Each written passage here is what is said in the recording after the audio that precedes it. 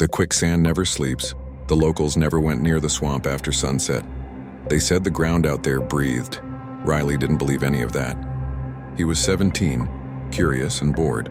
The worst combination for a kid living in a one-road town called Cinder Hollow. The swamp was just mud and mosquitoes, nothing more. So when his friends dared him to walk through it at night, he said yes without blinking. He took a flashlight, an old pair of boots, and a shaky sense of courage. The air was thick, sweet, and rotten all at once. Each step made a sound like the earth was chewing. Frogs croaked somewhere distant, but the closer Riley walked to the heart of the swamp, the quieter it got. Even the wind stopped.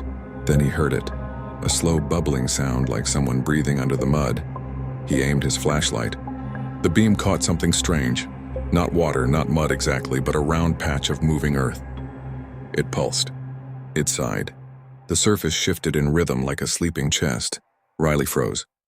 The mud moved again, a little faster this time, and he heard what sounded like a muffled voice, whispering his name. Really?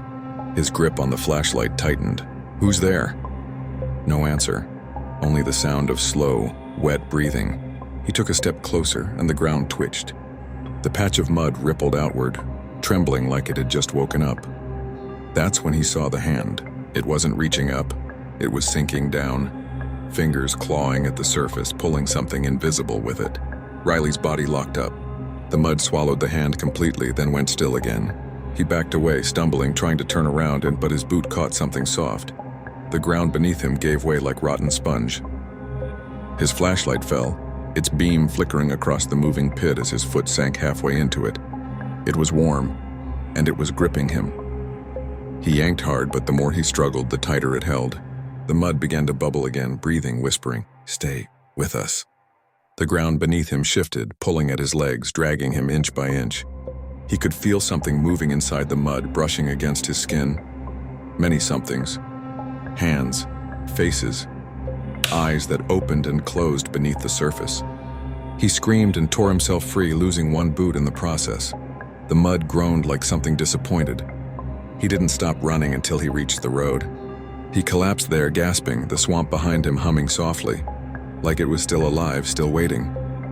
When he finally looked back, his flashlight was gone. Only a faint glow pulsed in the distance, slowly sinking beneath the surface. The next morning, Riley's friends went out looking for the boot he'd lost. They never found it. But the ground near the center of the swamp was different now. The mud was smooth still, except for one small bubble that rose every few seconds. It looked like something sleeping beneath the surface. And if you got close enough, you could hear it breathing.